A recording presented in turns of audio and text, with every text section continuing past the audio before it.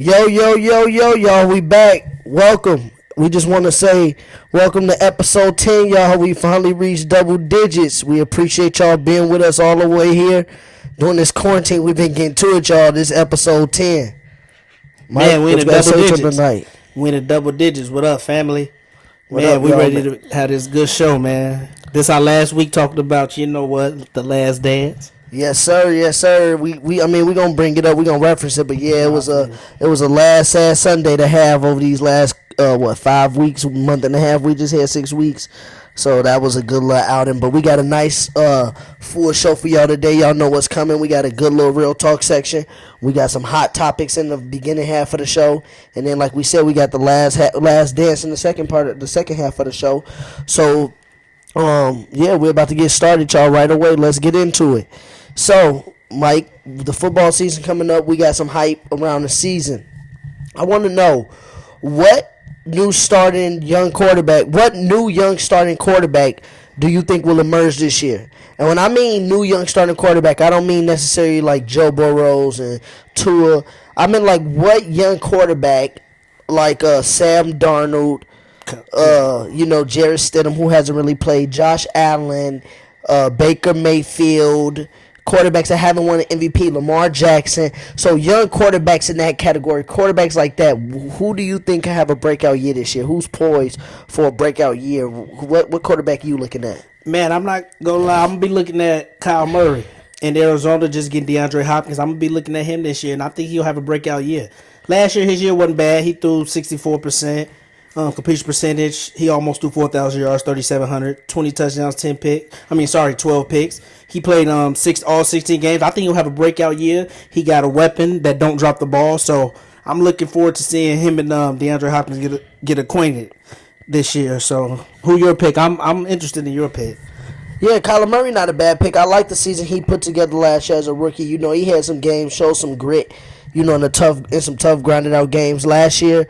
He had some young weapons with a few veteran weapons, adding DeAndre Hopkins. So I'm not mad at that pick for you.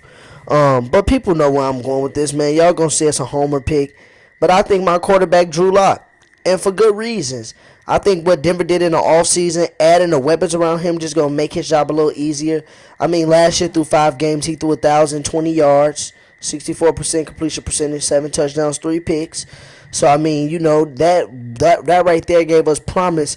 And like I said, last year he was coming in with some small weapons that wasn't even that dangerous yet. And now we've added weapons for him. I think Drew Lock is poised to have a nice, solid year where people start to respect him and find out who Drew Lock really is.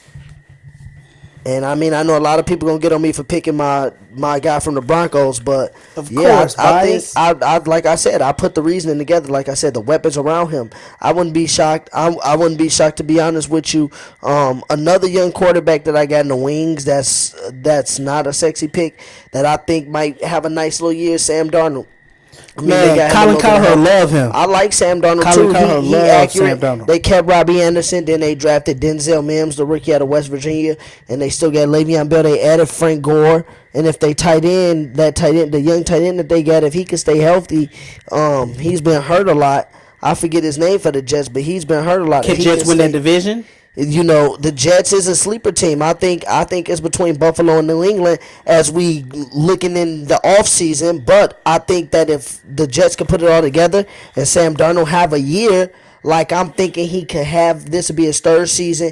If he cannot get injured or have mono again like he did in his 2nd year, I think the Jets could be an intriguing team. I mean, they got some nice foundational pieces. Now we just got to see him put it all together. I need to watch more Sam Darnold. I've watched him a little bit when they came on CBS, but I've never watched a full game. I need to watch him more because a lot of people says he's highly talented. Yeah, and in college he threw a lot of nice balls, but he also threw a lot of interceptions. I wasn't happy with that, but I do like the fact that he's not a give upper. Like he could be having a bad game, and he's still gonna sling it to to keep you in the game and to keep his team, give his team a chance to win. Like, he is known for coming back after even having bad games, like multi-game picks. He's known for having his team right in the game. And That sounds like the young tight end, Matthew Stafford. the young tight end that needs to stay healthy is Chris Herndon. So you got him at tight end. You got Le'Veon Bell. You got Frank Gore now. I think Sam Darnold's poised to have a nice year. That'll be my sleeper pick other than Drew Lock. Like, I like the Sam Darnold pick because I like what the Jets have put around him. Now, like I said, they just got to kind of put it all together and stay healthy. So, Okay. and you going with Kyler Murray. I like that pick because I love the weapons the Cardinals put around him with the offensive-minded guru coach they got in Cliff Kingsbury. It's going to be intriguing to see. I'm excited to see which young quarterbacks step up, and can we see another quarterback within 5 years win an MVP? That'll be nice to see. Wait, another young. Did Lamar win as a young quarterback? I'm saying Lamar and Mahomes both won MVP, and both of them have been under 3 years. So I'm saying we might see it. Could we see another And quarterback they do that is in this the year? young quarterback category too, but they so good. But yeah, Yeah, we talking about quarterbacks that haven't won an MVP, so they young. that's but we talking true. about quarterbacks that can get on the map because they already have emerged onto the scene. Yeah, no, that's true. And people wasn't high on Lamar Jackson. They were saying he was a running back. So Yeah. he proved people wrong. Even you, Yeah, he proved me wrong somewhat. because you was And taking now up for he your just- boy Flacco. Yeah, Now we're not gonna Flacco. bring. Yeah, not here free agent. We're not gonna bring that up. We talk about Drew Lock. He's a starting quarterback Bears of to the take him as Broncos. third string. No, I'm just playing. Well, y'all need to do something. I mean, if the Bears would have added more weapons around him, Trubisky did. would have been one of my nice young picks. I feel like Trubisky is going to get back to another year because he playing for a contract. He needs to silence the doubters, and he got Nick Foles over his shoulder. I wanted to I go watched with more Bears games than Trubisky. you. I wanted to go with Trubisky, but the Bears didn't add enough weapons around him, so I don't know. No, it's some of his fault too. All right, well, let's stay on the topic of quarterbacks then while we're talking about what quarterback can emerge. This quarterback is already on the scene, but he might be on the scene in another jersey. He might be seen on the scene in another jersey like I did that. He might be seen on the scene in another jersey here in the near future. And that quarterback is Aaron Rodgers. Based on some comments that Aaron Rodgers said this past week, and I'll just read them off to you. And these was pertaining to the recent draft that they had when they drafted Jordan Love out of Nevada, first round quarterback in the first round. Out of Utah State. Out of Utah State, Jordan Love. And Rodgers told ESPN Phil Yates this: "I'm not going to say I was thrilled by the pick necessarily," Rodgers said, "but I understand the organization is not just thinking about the present, but the future, and I respect that. There are some factors that are out of my control, and so my sincere desire to start and finish with the same organization, just as it has with many other players over the years, may not be a reality at this point."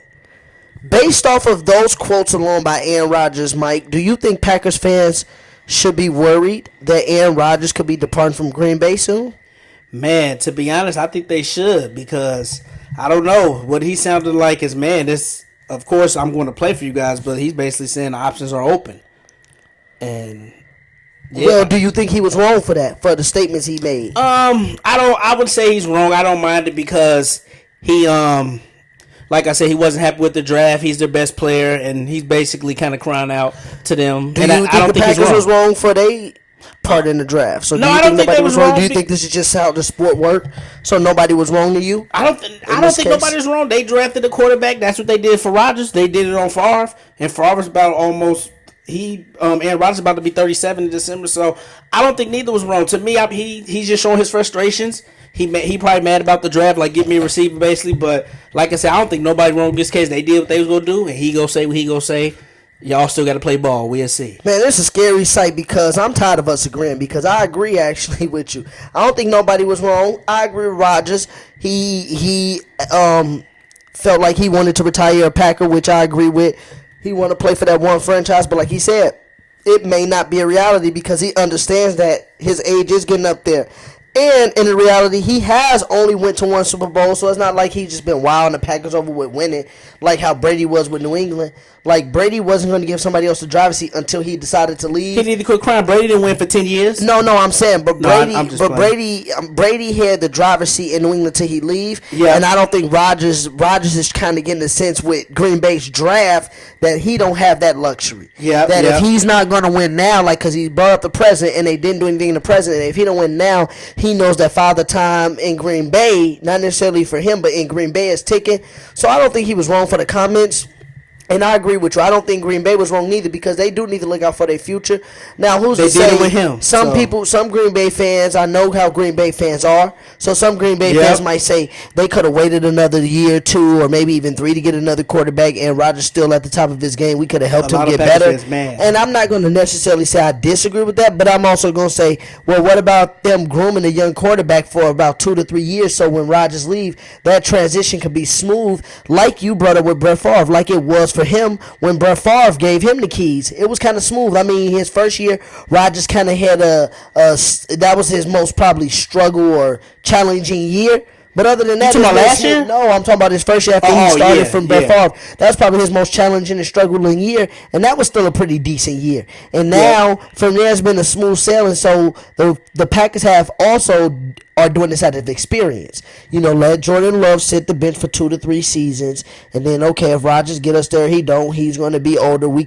He might be due for another contract. That's when we can get rid of him and see what the young gun got and give him a couple years or 3 years and see if that development worked. So I think both sides in this, I think if they stay cordial with each other and do their job and Rodgers don't let it get in his head and Green Bay also look out for him down the line, I think this could be a cordial breakup in the future. Or who knows, Rodgers could start winning a couple Super Bowls and maybe walk out on his own power as a Green Bay Packer.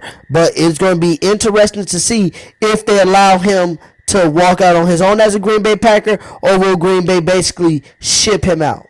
Because you got to remember, you brought up Brett Favre, but Brett Favre got pushed out of Green Bay because Brett Favre kept playing that game with them. I don't know if I'm going to retire. Retiring, I don't know if I'm going to come back. I don't know if I'm going to come to training camp. I Yeah. don't know if I'm going to retire. And I don't think that's an Aaron Rodgers DNA as of right now. So if it's not in his DNA, it's going to be real interesting to see how this play out. But for Packers fans, I just hope it works out for them, whether they get the new young gun in Jordan Love or whether Rodgers just get it together. So Yeah, we'll see, man. it's gonna be some interesting stuff They're going still down. gonna beat their head in this year. So Yeah, I think not because of this. I already had Green Bay not winning the division. I had it between Minnesota and You Chicago. disrespectful to Green Bay though. They But were I think- 13-3 last year. But even now, you can add some of this on. I think it's going to be some turmoil, and it might play a little bit in Rodgers' head. And yeah, they was 13-3 last year, but I really think that was Yeah, it's a new year. That was kind of a. But you still was respect it them, 13-3 Was it a easy. dominant 13-3? No, but they did go 13-3. So what can I say? If Broncos went 13-3, we wouldn't hit it. Well, we already went 13-3 and we won the Super Bowl, so that's what we do in Denver. We win. So the last 5 Super Bowl champions. For y'all information, before we move on to the next topic and switch gears here and switch sports, the last 5 Super Bowl champions, I'm about to give them off to y'all: Broncos, Patriots, Eagles, Patriots, Chiefs. Those are the last 5 Super Bowl winners, by the way. Y'all Yeah. 5 years will be done after this year. Yeah, then we'll be starting a new one. No. Let's move on. We're gonna move on now. Moving on. Ain't that what they say, y'all? Moving on. But no, seriously, let's go to some hardwood, the NBA. All right, so ESPN, everybody came out with some rankings as y'all know, top 50, top 100, Yeah. whatever it was, top 50, top 100. And I'm gonna just let y'all know this topic that we talking about right now. I have a problem with some of these rankings. I don't know about my brother. We're going to find out here shortly. And the 2 players that we're going to focus on here, what we will talk about was Kobe and LeBron James. Mike, do you agree with where ESPN ranked Kobe? And let me tell you where they ranked him. They ranked him 9th. So right in the cutoff of the top 10 is where Kobe's ranked and LeBron is 2nd. Do you agree with ESPN on these players' rankings? If so, if not, where do you rank them? I don't agree with this poll at all. I'm not mad at it though. We all have our different opinions and criteria. I'm not mad at anybody's opinion on it, but I disagree with it. I have Kobe actually 3rd all time, and I'm going to explain that one of these days.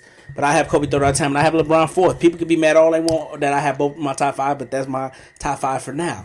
But yeah, I think Kobe at 9 is way too low. That's disrespectful. Yeah, just like they disrespected him with those MVPs he should have won. Yeah, people disrespect Kobe, and people want to say, "Oh, he had Shaq." He was dominant. He was dominant at 22. He was dominating the Spurs. They wasn't double teaming Shaq. Go look at those games. They had to worry about Kobe. So I give Kobe respect. People need it. You can look at stats and advanced stats. Like I said, I think Kobe's better than LeBron.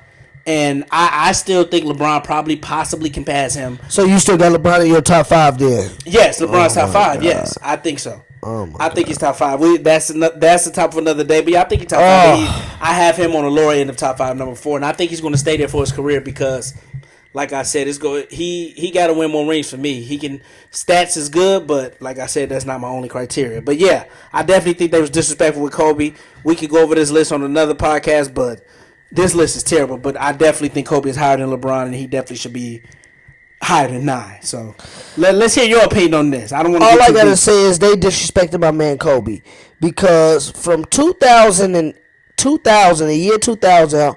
All the way up to about 2013, 2012. I don't know if nobody ever had a greater 10-year stretch than Kobe.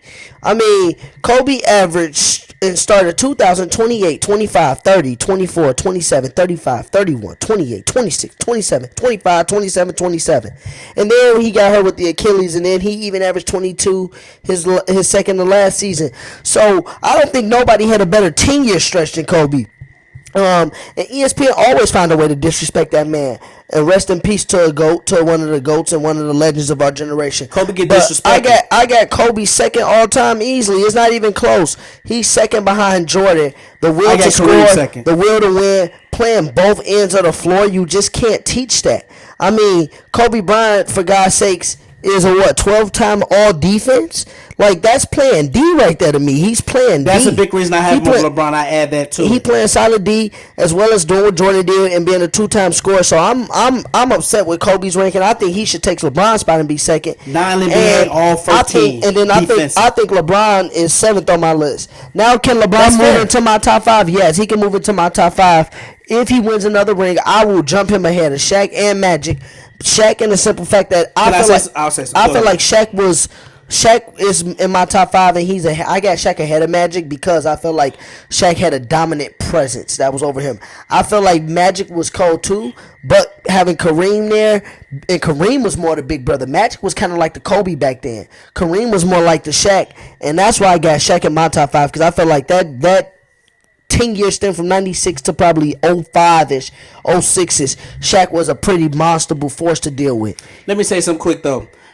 For me, I would be a born person debating about top 10. I don't really care what people have their top 10 for some reason. The only thing I don't like is false narratives and excuses and lies. So that's when I jump into the debates and stuff. But I don't care about people's top 10. I don't. I get it. But I'm fine with you having LeBron in the top 5. But people on Twitter go crazy. Because 6th I got Magic, and 5th I got Shaq, and 4th I got Duncan. LeBron can. That's and the fair. reason I brought up Shaq, the reason I brought up Shaq 5th, everybody, is because, like I said, I still think LeBron can move ahead of Magic and Shaq.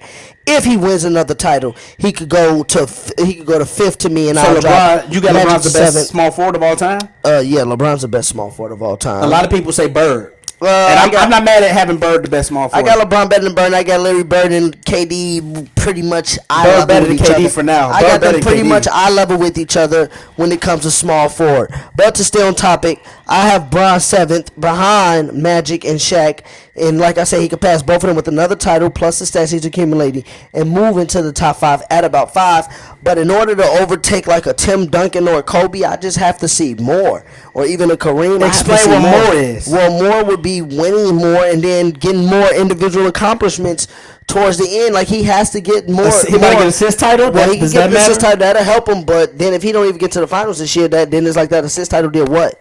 So that's what I'm saying. He just has to do more than what he's been doing. He can't do, I'm going to do point A and not do point B. Or I'm going to do point B and not do point A. He has to do it all if he wants to build his resume to get to the top 3 to 5. So, yeah, LeBron, like I said, since the Heat. I got LeBron 7, people, so don't get y'all panties in a bunch. He can move up to top 5 on my list, but he has to put in the work. But having him top 5 right now, I just feel like it's disrespectful to some of the GOATs before him. A lot of people say that, but it's really not. Like I said, he's one of the greats up there. When like I said, I get on LeBron a lot on Twitter, and people think I hate him, but he's in my top 5 definitely. Like I have the criteria for it. I'll explain it, but he's top 5, and I don't mind you. I know a lot of people that agree five. with you about being in the top 5. They say some people say arguably the top 3. But number 2. I don't get crazy when people say not top 5. Like I don't disagree with Paul Pierce. Even you, I Well, don't the reason I disagree. disagree, I just got to see where you're thinking at. Where's the thinking at to say he's top 5 when Okay. you just oh my god, if he's top 5, Right, when you add in everything, championships, accolades, stats, I put skill in there, single season performances, competition, how did you lead your team, eye test, like he's in there, man. He is. When you add all which this team is you together, talking about? he's in You there. talking about preheat? What? Preheat? Preheat LeBron was great. Preheat LeBron was great. He just didn't know how to win really. And I don't give him excuses for those years. The Heat LeBron, Dwayne Wade told LeBron how to win. He did, but LeBron ended up being better than Dwayne Wade. It is what it is. I add in everything. I'm not one of people to say, "Oh, you got 4 VPs, you got 1, you're better than him." No, I don't do that. But I added in there. I see what you're saying, but like I said, Let's watch games and I'll show you. we could definitely do that. We definitely need to do that in the first place. But like I said, I have no problem. I will explain everything I'm talking I about. have no problem when people understand, when people explain their logic and then their thinking.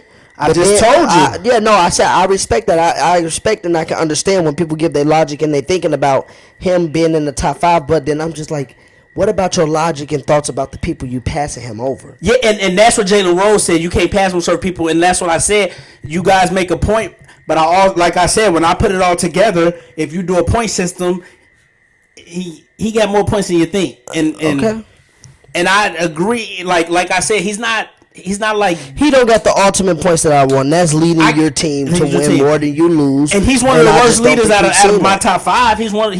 He's probably is the worst leader out of my top 5, but he's still a good leader. He's a good leader. I'll give LeBron. He's a good leader. I'm not gonna say he's not. See, well, look, But it's levels to this. I agree. There's levels to it because we know what that man in Chicago, the way he led. And speaking of that, this is another good segue when we talk about leaders. Man, you set me up today to hit him out the park.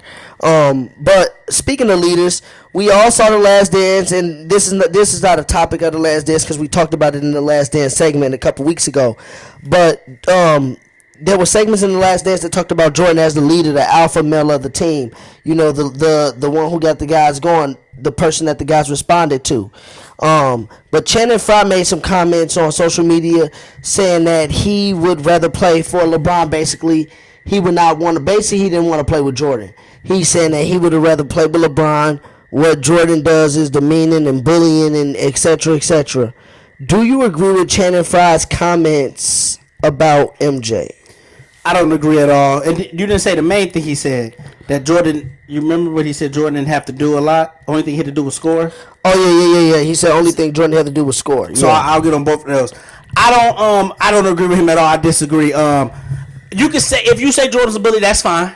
That's fine. And I'm not saying Jordan way. Like I agree with Jason Williams. It's not the only way to lead a team to a championship. I agree with that. But Jordan way was effective. If you win, it kind of justifies it. If you win, like I said, Jimmy Butler's like this a little bit. No, I agree. But he don't win, so we look at it different. Like you didn't do nothing. So with Jordan, Jordan led a different way, but it worked. Even in the beginning, he stayed with them. His mentality. That's why people respect it. If you win, people shut up. Because they even said Bird and Parrish and them got somebody.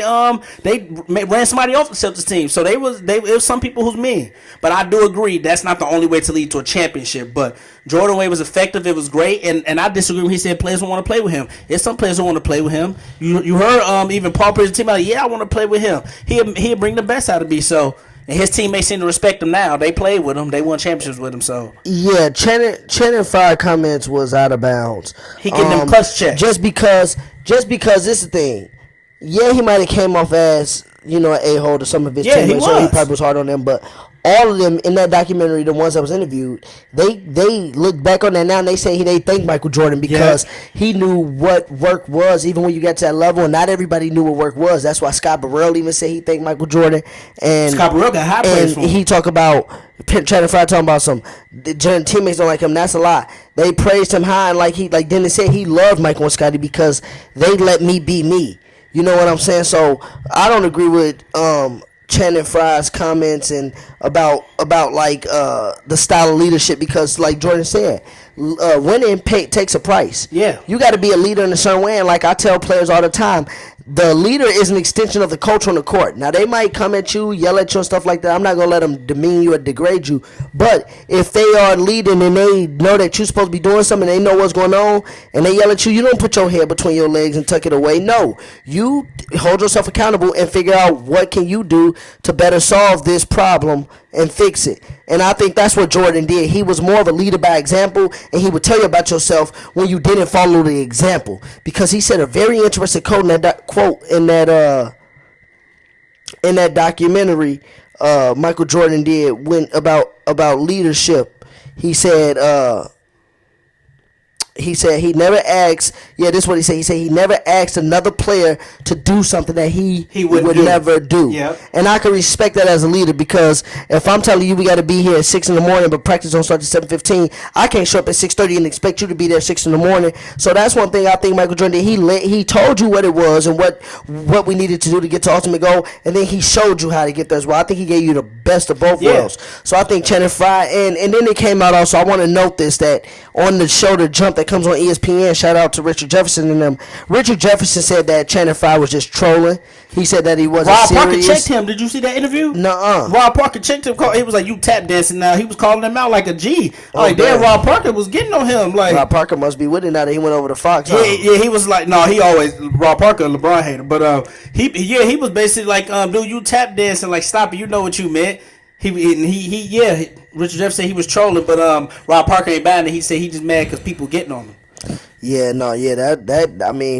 could be true. And the only thing Jordan scored, he needed to stop that. Jordan was all NBA, all NBA first team defense. That's what I'm saying. People just say stuff sometimes to say stuff, so it could be possible that he was trolling, because I'm pretty sure Channing Frye knew that. And LeBron, his teammate, and he said Jordan and LeBron 1A, 1B. And they all, he said 1A, 1B. And then also, I remember I heard them talk about that this week on one of the shows. They said Channing Frye was a big fan of the Suns because he's from Arizona.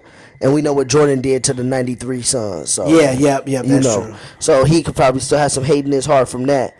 But yeah, I think Giannis' comments about Jordan just shows you that he was out of bounds and stuff like that. You got something about that poll quick that they did? The poll with Jordan and no, I don't got it up. I saw like Jordan was like 79% the best, and LeBron was Jordan won literally every category, and I don't even agree he should have won every category. Like, I don't. Yeah, you say you don't agree with passing. He shouldn't have won the pass. And LeBron's I'm gonna say he's a better passer than Jordan, but actually, are we doing with turnovers or without turnovers? I think it's close. Yeah, LeBron does turn over a lot, but I think it's close. I think Jordan is closer to LeBron to passing than people think, but LeBron's a better passer. Eye test. It ain't just assists. I'm not even looking at assists. I'm talking about eye test. Pinpoint pass. That's what I said. We got to watch the games. LeBron's a better passer. But I think it's close. I think Jordan's right there. Jordan peak, he averaged 33, 6, and 6. In the playoffs, 34, 6, and 6. So people need to stop. Jordan could pass. 32, 88 one season, so he could pass, but LeBron's a better passer. I'm sorry. But I just want to talk about that. That's the only one I disagree with. The rest of them, I don't mind. Jordan is better than LeBron at many things. So. I feel that. Well, passing, I don't agree. I definitely feel that. I think we both could agree that that Channing Frye's comments about Jordan was out of bounds. Yes. And let's get to a sweet topic here. We don't need that much longer to talk about this one. But I've been seeing a lot of people in some of the Facebook groups we on talk about these two people because they said when he was in his prime, he was a walking bucket. And then now you got the Freak and the Greek Freak. Who would you rather take on your team? Prime Carmelo Anthony or prime Giannis Antetokounmpo? I would definitely want to take, I would go with, this tough, I would go with prime Giannis.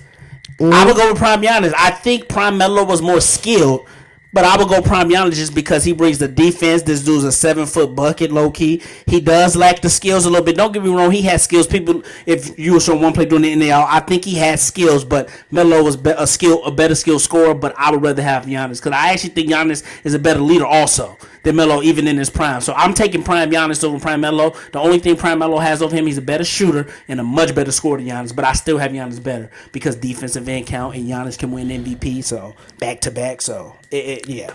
Well, for me, I'm taking prime Melo because I really feel like Melo could get off consistently. People forget that Melo did go to a conference finals, just like Giannis had been to. People forget that Melo did carry a whole franchise on his back for years, and then he went to another franchise and the Knicks towards the end of his prime, and still had a few good seasons there. The reason I'm choosing Melo is because, like I said, if you take the supporting cast and put them all equal on both sides, I really think that Melo back in 2008, 2009, that Melo would have snapped out, and Melo was bound to could win a couple games by himself. Giannis, on the other hand, I feel like he can, but when the game slows down, can Giannis trust his teammates? Does Giannis have a J.R. Smith alongside of him? Can Giannis make plays away from the basket consistently when he has to settle for a three or a mid-range jump shot? So those are things I think about why Melo would be able to survive why I would pick Melo over Giannis in the primes is just because of the small things, like you said, with skill that it comes down to. But we can't forget that Melo was a leader enough to make the Nuggets win. They went to a conference finals with him. They just ran into a buzzsaw and one of the top 5 players that we just named in Kobe and some of his supporting cast and things like that. But I think that Melo would oppose to, if both teams would say, what I'm trying to say is the reason why I think prime Melo is just because, like I said, when it comes to the leadership qualities that we talked about earlier, Melo not a Jordan, but I think Melo has the quality where people respect him to lead, and I think the Bucks respect Giannis to lead, but do they respect Giannis when it comes down to the clutch? Do they expect Giannis to bail them out, or do they believe in Giannis to bail them out? And that's one thing I think they struggle. I think the Nuggets and the Knicks knew Melo's identity, that Melo was going to be the best player on the team to come save the day if needed be. And I think Melo has shown under pressure he don't get bothered. So I'm taking prime Melo. It was close, but I'm taking prime Melo, especially, like I said, if all teams are equal and those are just the players that I got to choose from. I'm most likely going to go with prime Melo, because, like I said, I think Melo didn't get the credit he was due his first 7 years in the league, because I think Melo was a straight monster. Melo should have won Rookie of the Year to me. But I'm not mad at you picking prime Melo, because Giannis ain't. You could probably think I'm projecting, basically thinking I think Giannis be better, but I understand why you said Melo, because Giannis haven't really did nothing yet. But for me, he was more dominant. I think he was more dominant. Like, 26. He about to be back-to-back MVP. I know MVP. I'm not saying you're better because you have more MVPs, but that's big. That's like you probably the best player in the league type stuff. Melo was never the best player in the league. Giannis can arguably be the best player in the league. So that's why I get Giannis, man. His prime was. I get what you're saying about Melo, but man, I'm gonna go with Giannis. And his prime's still going on, so that's the unfair thing. But I think his last 2 years, currently, I think his last 2 years is better than like a 5-year peak Melo. I think I'm gonna go Giannis still. His prime better because he about to be back-to-back MVP. And the main thing I got, he about to be back another 60-win season in the East is weak. He got to make the finals. 60-win season still count. He got to make the finals this year. Yeah, I agree with that. He got to make the finals. But even he made the West Conference Finals as much as Melo. Yeah. So it's like, but people Melo was in the heart of West though. He was in the heart of West. Let 8 teams get in. And the AC was what? But if 50 wins. Yeah, Melo was in the West, so I give you that. But I have Giannis about to get back-to-back MVPs. That stuff matters. And I know people could be like, "Oh, Nash." I'm like, no. Giannis has the stats also. 29-13. He arguably could be Defensive Player of the Year. MVP. He'd get in that club with Hakeem and Jordan. NBA and Defensive Player of the Year in the same year. Well, no, I feel it. So defense is big too. Defense is a big part of it. Melo is more skilled and a better scorer. I feel like I said, if things was equal, both teams, Melo have shown us he could lead. He just ran into a better team at that point. He was in a tougher conference. Can Giannis beat Kobe back in Kobe's prime in the conference finals? No, I don't think so. Yeah. And Melo still win 6 that series? Melo got a scoring title and stuff. Giannis don't, but man, Giannis got. Man, and Giannis putting in work. Don't get me wrong, Giannis be putting in work, but I'm not mad you pick prime Melo because you have evidence for it. Like, Melo led his team for real. People forget about that. Melo should have got Rookie of the Year. He started off better than Giannis. So that's definitely true. So well, y'all, those was the topics for the first half of the show. Now we finna move on to the last dance topics here real quick. Yo, welcome back, y'all. So now let's hit it, y'all. This gonna be the last week that we talk about the last dance. We gonna reference it. But this the last time we're going to have a section dedicated for it, the whole 30 minutes dedicated for it. So, the show going to drop back down to a little bit over an hour. We still going to add some things in. We still got to stop it or go on section. So we're going to have that. We're going to have more of that coming up. But, yeah, let's get started, Mike. I'm sorry I'm kind of monotone with this one. This is just a pretty tough last topic to talk about. But we finna get into it. So let's talk about it. Mike, do you think that MJ of the '90s, the Bulls of the '90s, do you think that they had the greatest run of any dynasty ever, or do you think that Michael Jordan? Do you think that the Bulls had the greatest run, or do you think that Michael Jordan led the greatest run of the '90s, or do you think it's a little bit of both? Well, it's definitely the greatest run of the '90s, but it's not the greatest run ever, or the greatest dynasty ever, if you're asking that, or the greatest run for a dynasty. Yeah, if that's the question, Is it the greatest run for a dynasty? It's not because It's not? it's the Celtics of the '60s. They won 8 straight. They won 11 rings in 13 years. I don't care about this competition. That matters. That's dominance. So I only would give having them- only having less than 20 teams count?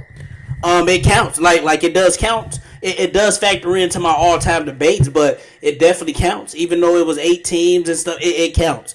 They were dominant. They won 8. They played against their peers. They won 8 straight titles. That's tough to do. That's tough to do, and they won 11 straight. We can say the competition was weak. I'll even let you say that. I may even agree with that, but it still counts. That to me, that's the greatest run for a dynasty. But I think the Bulls got the second in NBA history, even over the Lakers. The Bulls to me has the second greatest ever dynasty run for NBA. Even I'll even go with NFL. It has the greatest run. So yes, I don't think the Bulls is. I think it's Celtics. What about you? I think if we go in the modern era, because I don't count the Celtics as the modern era, because why? 8 to 10 teams don't count for me.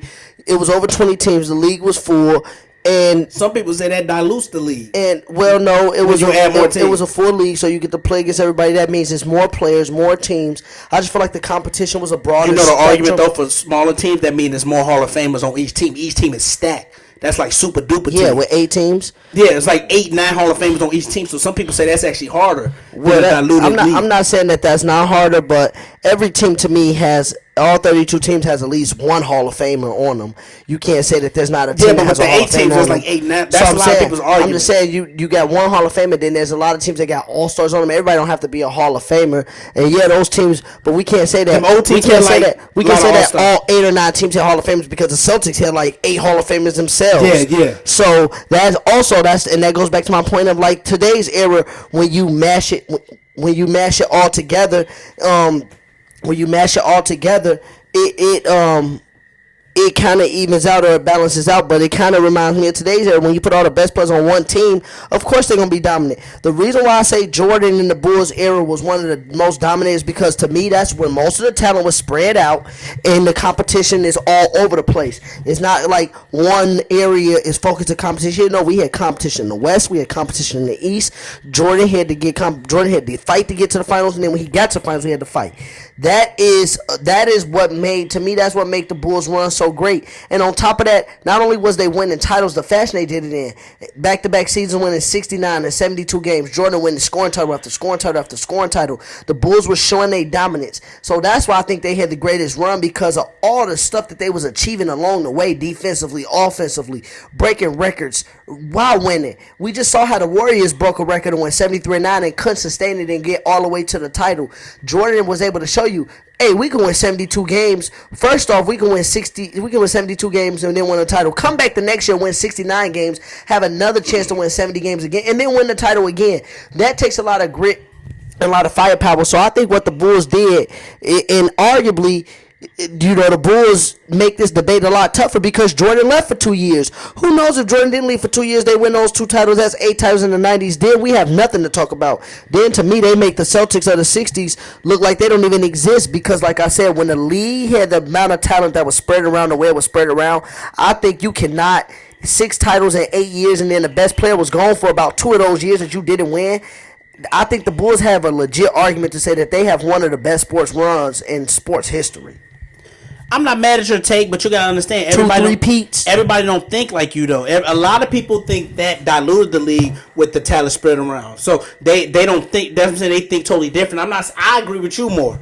But what I'm saying is some people don't think like that. Some people think it don't made even the league say weak. some. Don't even give that argument a lot. I'm not giving them argument. What I'm saying is they don't have the the mindset you have. I agree with you. I think it's definitely harder when the talent is spread around because you got to show like we all get role players and stuff. We all got 1 or 2 stars. So to me that's better for the league. But and it doesn't discredit anything. So that's why I may agree with you. But I see the other side too with the 9 and 8 9 all stars on one team. So I still give them credit even though the league was to me weaker back then. But I still give them credit. I don't see It's a part of NBA history. Every team didn't have 9 or 8 All-Stars. That's my point. No, every team didn't have There that. was 8 or 9 teams. I'm telling you. No, There was not every about team. 2 or I meant 3 8 or 9 teams. Hall of Famers. Not All-Stars. There was 2 I'm teams. sorry, The Lakers 8 or 9 and Hall of Celtics. Famers. The Lakers and Celtics probably had about 15 Hall of Famers on 2 teams, 16 Hall of Famers on 2 teams, Yeah. and if we do the math back then, they probably had 10-player rosters. Is 80 players.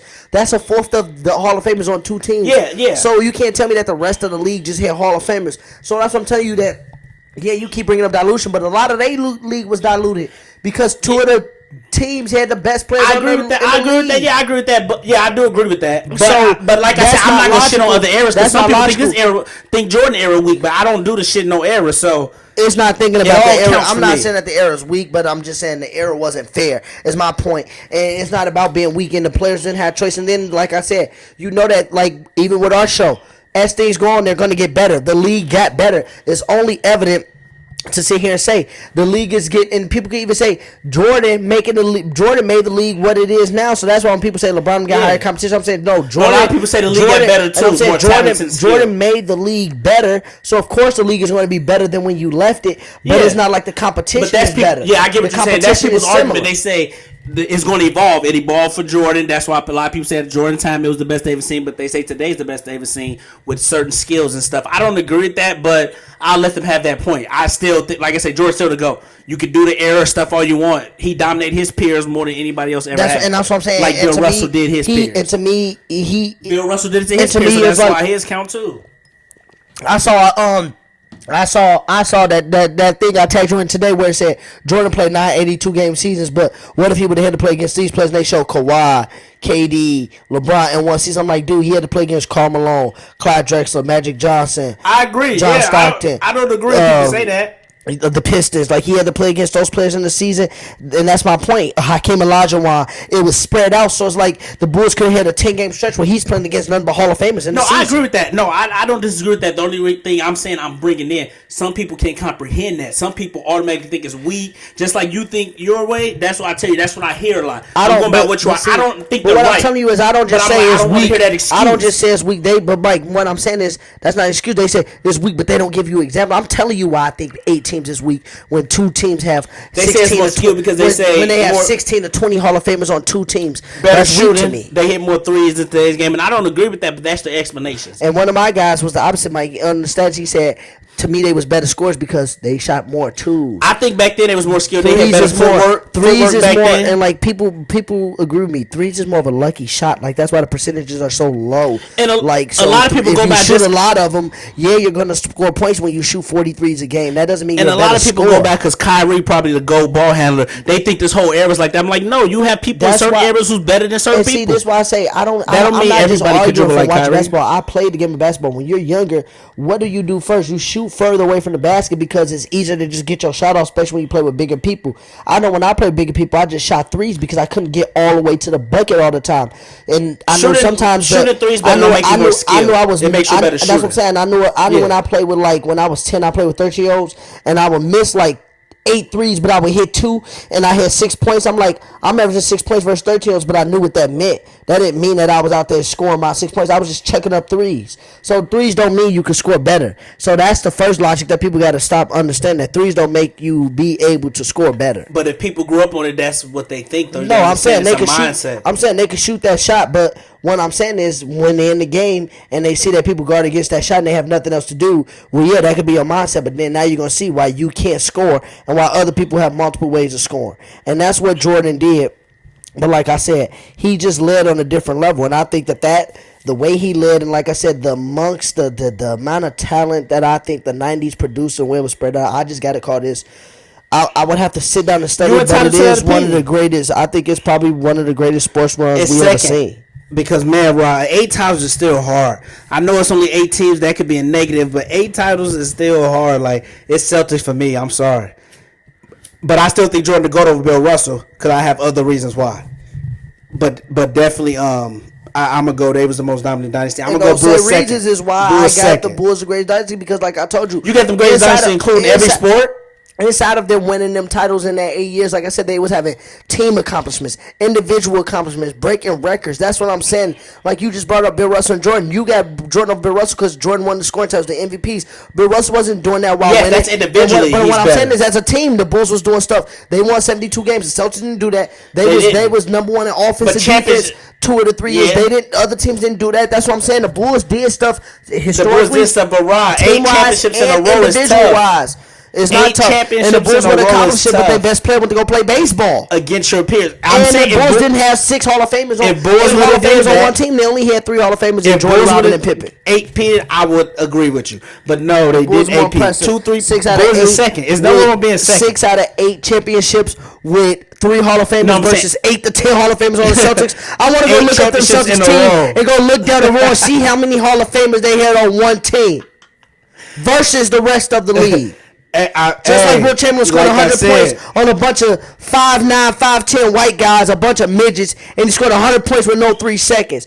Sometimes we just got to look at the history, and I'm not trying to say discredit it, but we can't be sitting up here trying to compare modern history, more challenging history learn NBA to that history, point in time. You understand why I used to discredit it, man, but once you learn NBA history, once you get that basketball encyclopedia and just learn history, you will understand where I'm coming from. I used to say the Bulls too, but once you learn it, you will understand that you will respect the Celtics era, dude. They had different rules. They couldn't even carry the ball back then. They had to dribble ball like that. Let's talk about another Hall of Famer on the Bulls, because it's only one more Hall of Famer to talk about them. Celtics, we could do a whole show on the Celtics Hall of Famers. Robin was a Hall of Famer, so let's talk about another Hall of Famer on the Bulls.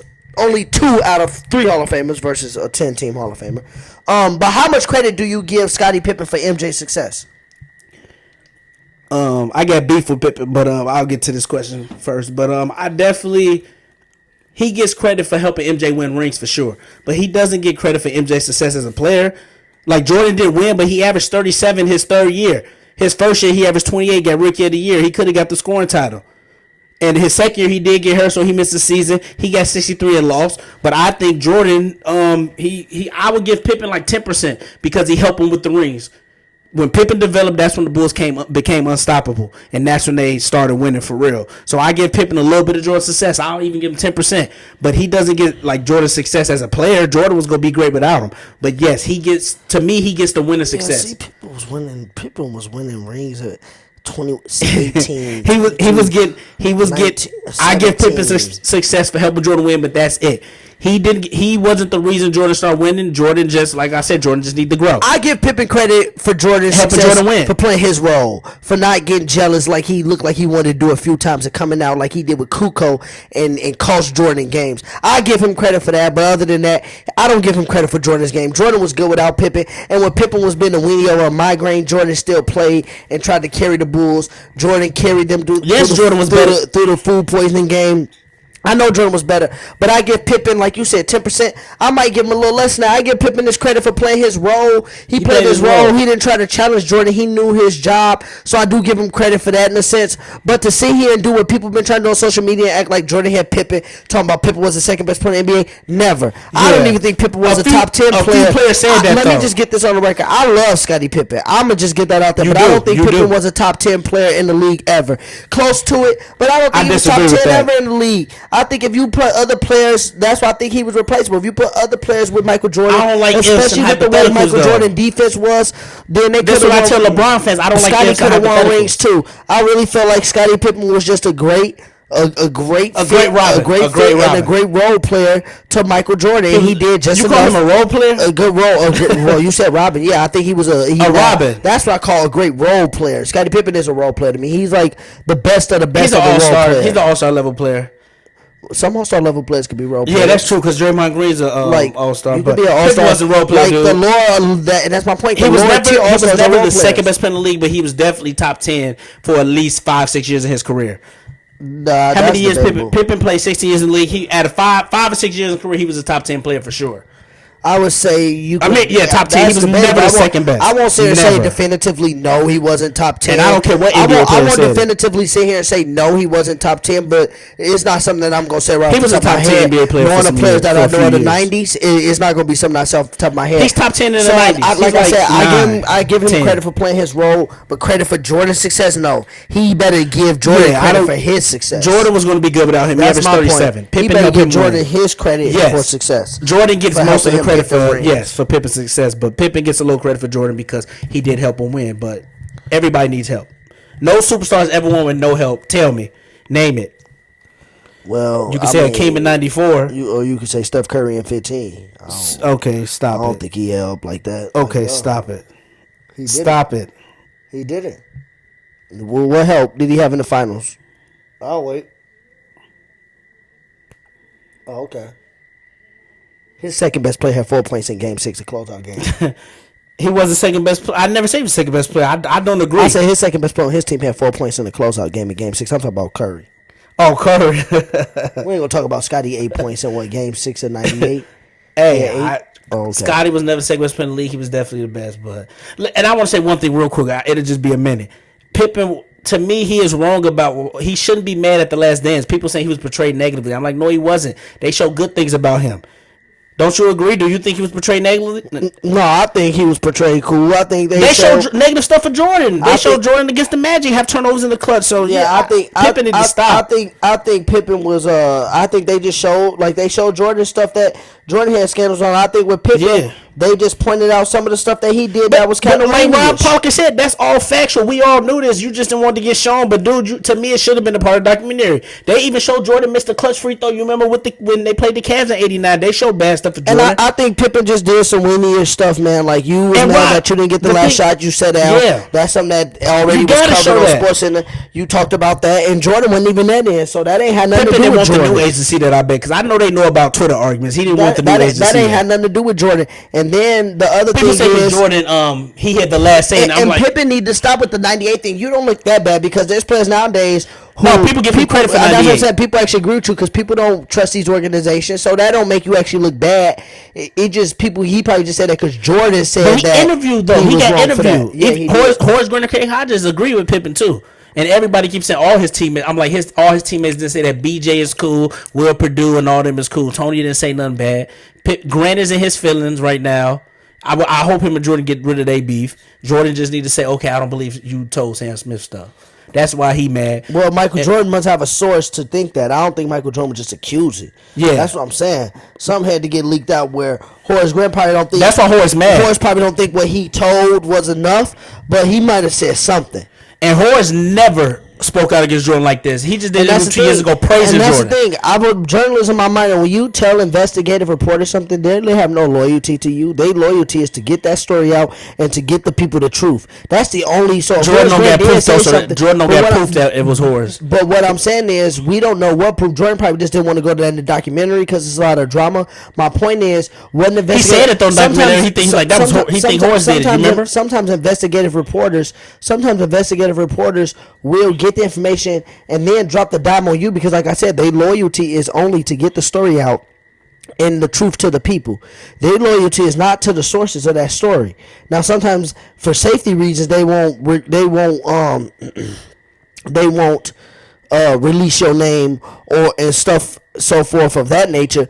But in other cases, they will definitely after you give them what they need, they don't care. They be like, okay, we got our story, we got the truth. So now look, this is who told us, and then sometimes they will explicitly say it in the story where they got the information from. Yeah. So I'm not saying that Jordan is correct about the information. We don't know, but I feel like with that situation, Michael Jordan knows a little bit more than he let off in the documentary. I just don't think he wanted to go deep into it.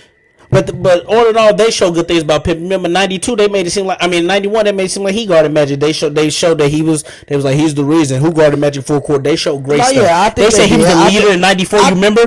They said he was a nicer teammate than Jordan. I think they portrayed Pippen. Then they show how To me, they did was fair. Then they show how he got back from the situation with the Knicks, how he made up with the team, how the team. Yes, Pippen need to stop and crying. the Bulls went on to win And he another was game. mad they showed the migraine. And Like the dude, Bulls that went was on to fine. win seven games that series. So they showed Pippen in a good light. I don't know why Pippen crying like stop it. And they show people need to understand they show negative stuff for Jordan.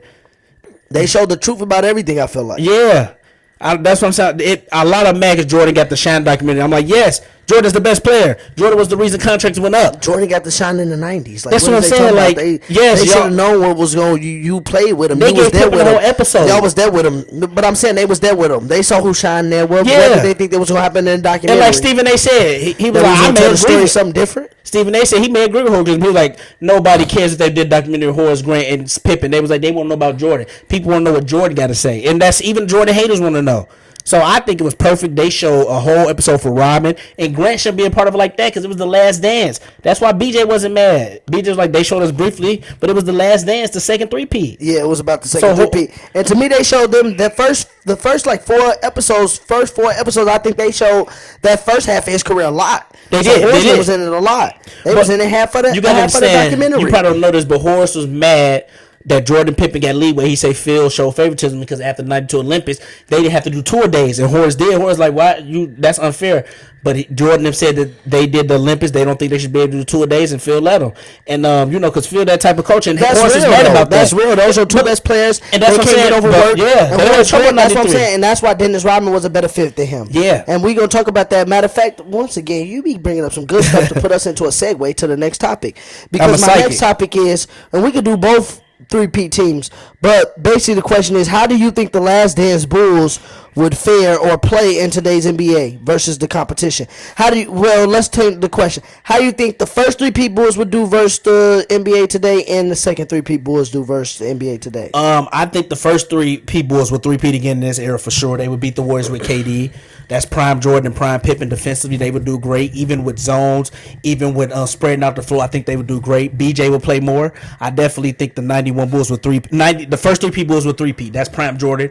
The second three-peat Bulls, I definitely think Is it any clue what I'm gonna say? the second three Bulls will three-peat to me in this era too Any because doubt? they can go small. They can go small with Rodman. Yes, Rodman's a liability, but you give Jordan open spots, more free throws, and I think Pippen will be better offensively. So I think this second Bulls will three-peat too, but they will have a tougher time than the first three-peat Bulls. I think the Bulls may go. The second three-peat Bulls may go 7. The second three-peat Bulls, with but the Warriors, last year, I would say the 96-97 was kind of cruising. They No, the cruised. 97 was struggling in the playoffs. We'll look at that playoff run. They struggled versus the Heat. They struggled. Yes, they struggled. No, but the 97 was still a championship team. I mean, struggled for a championship team. 69-13. Yeah, but I say in the playoffs they struggled. What was their series? They swept 3-0. They won 4-1 versus the Hawks, 4-1 versus the Heat, but they struggled versus the Heat. Okay. And then they 4-2 the Jazz. They was 15-4 in the playoffs, but I'm kind of nitpicking a little bit, but I definitely think I think Jordan will have 6 in this era. Okay. And I think he would do the same. He would do the same as era, but average a little bit more points and average a little bit more assists. I think he would average. I would say during the season. 30. Well, is there any doubt what I'm gonna say?